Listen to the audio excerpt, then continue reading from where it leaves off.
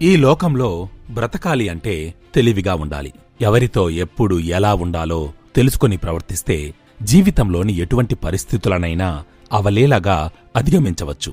మనం కొత్తగా ప్రారంభించే ఏ పనిలోనైనా సరే ఎంతో కొంత రిస్క్ అయితే ఉంటుంది.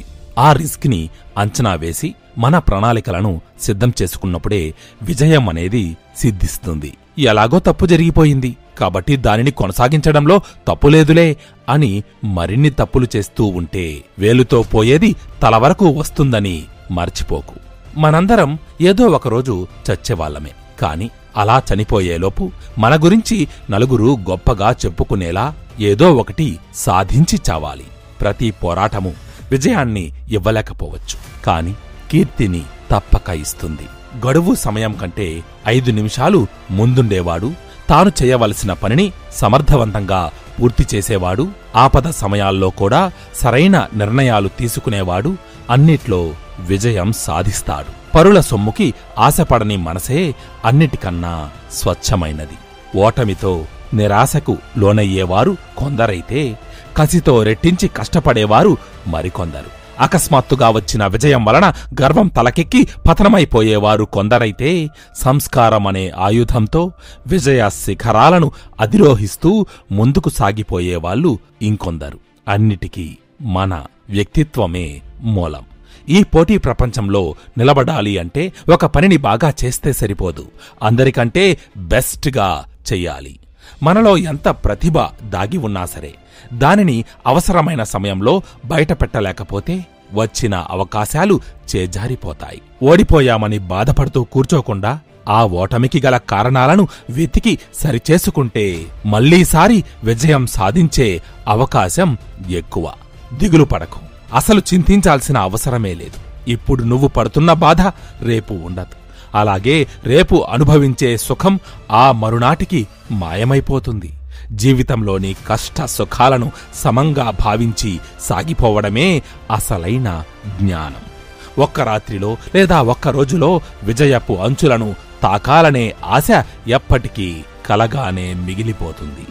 నిరంతరం కృషి చేస్తూ క్రమంగా ఒక్కొక్క మెట్టు పైకెక్కుతూ వెళితేనే విజయం సాధ్యమవుతుంది. అసమర్థులు రాజ్యాలేలే ఈ లోకంలో ఒక సమర్థుడు తలచుకుంటే ఏం చెయ్యగలడో నువ్వు ఈ ప్రపంచానికి చూపించాలి. నోటిని అదుపులో పెట్టుకో, అది నీ వ్యక్తిత్వాన్ని నిలబెడుతుంది. యుద్ధాలు చేసి మనుషుల్ని చంపి కీర్తి గడించే రోజులు రాజరికంతోనే అంతమైపోయాయి. ఈ నవ సమాజంలో పేరు ప్రతిష్టలు కీర్తి కలగాలంటే తెలివితేటలు, జ్ఞానం, మంచితనం, సంస్కారం వంటి సుగుణాలు అవసరం. ఒకప్పుడు గొప్ప స్థాయిలో ఉండి ఆ తరువాత పూర్తిగా పతనమైపోయి మళ్లీ తిరిగి ఉన్నతిని సాధించాడు అంటే అది సామాన్యమైన విషయం కాదు. అతడి గొప్పతనాన్ని చెప్పుకోవలసిందే. మన జీవితం పూర్తిగా మనం తీసుకునే నిర్ణయాల మీదనే ఆధారపడి ఉంటుంది.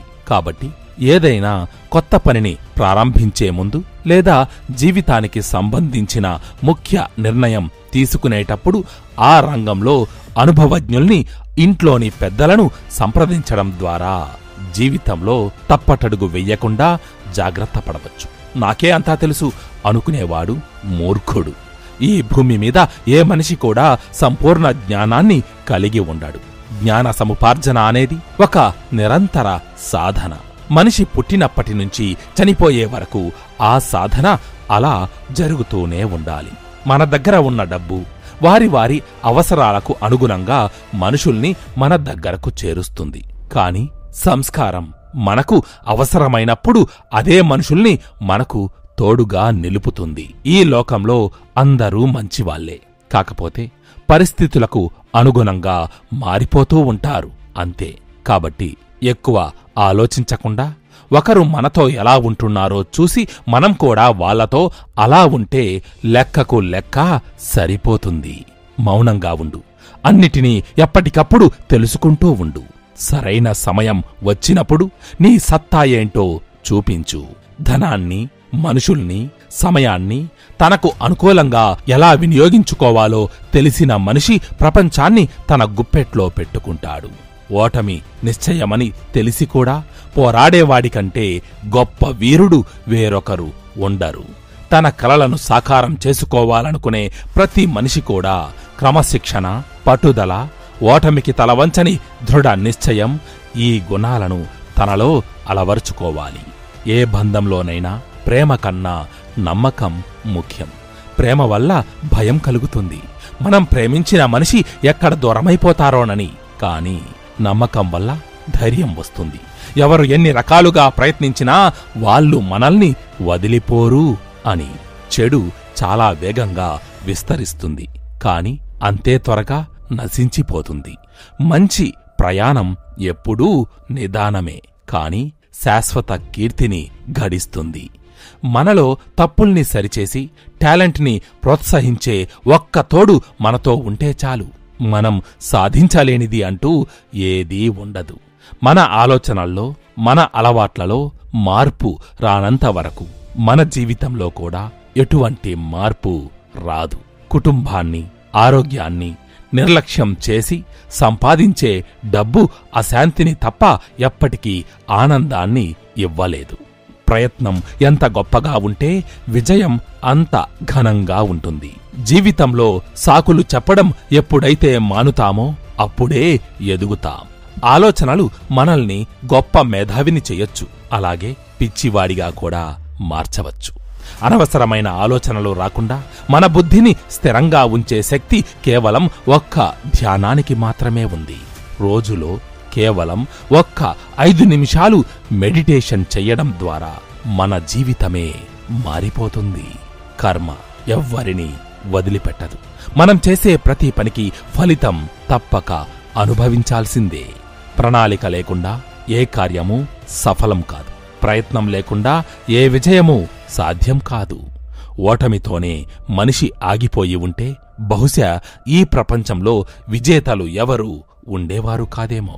మన మెదడులో మొలిచే ఆలోచనలు అనే విత్తనాలకు ప్రయత్నమనే నీరు పోస్తేనే విజయ ఫలాలు లభ్యమవుతాయి.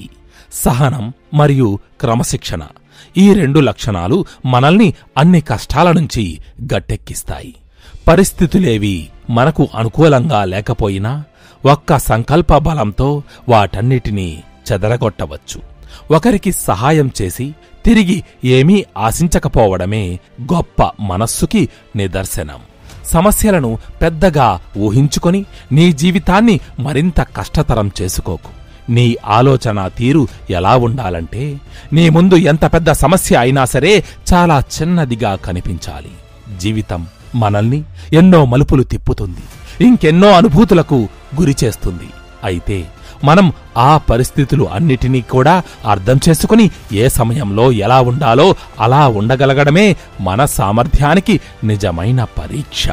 ఆలోచనతో ఏమీ అవ్వదు, ఆచరణ ద్వారానే అన్నీ సాధ్యమవుతాయి. మనకు ఎందులో ఆసక్తి ఉంది, మనం ఏం చేయగలం, మనకు ఏది ఆనందాన్ని ఇస్తుంది అన్న ఈ 3 విషయాలు సరిగ్గా తెలుసుకోగలిగితే జీవితంలో ఎటువంటి అయోమయం, కన్ఫ్యూజన్ లేకుండా అభివృద్ధి బాటలో ముందుకి దూసుకుపోతాం. మనిషిని నమ్మకమే బ్రతికిస్తుంది, జీవితంలో ముందుకు నడిపిస్తుంది. ఇతరుల మీద నమ్మకం లేకపోతే ఎవ్వరితో కలిసి తిరగలేం. అదే అసలు మన మీద మనకే నమ్మకం లేకపోతే ఏ పని సవ్యంగా చెయ్యలేం. మనసులో కొండంత బాధ ఉన్నా ముఖంలో చిరునవ్వు చెరగనియనివాడే ధీరుడు. మిత్రమా, ఆఖరిగా ఒక్క మాట. విజయం సాధించాలంటే ముందు మనలో మార్పు రావాలి. మన అభిరుచులలో, ప్రవర్తనలో, సంకల్పాలలో, నిర్ణయాలలో మార్పులు తీసుకోవాల్సిన అవసరం ఉంది. జీవితాన్ని ఒక క్రమ పద్ధతిలో నిర్మించుకోవాలి. మన ఆలోచనల్లో, ఉద్దేశాలలో ఒకే లక్ష్యం, ఒకే గమ్యం, ఒకే భావం ఉండాలి.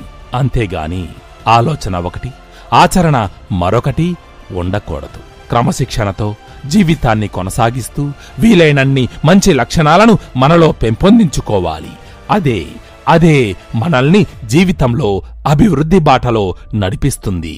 ఇది రాసిపెట్టుకో.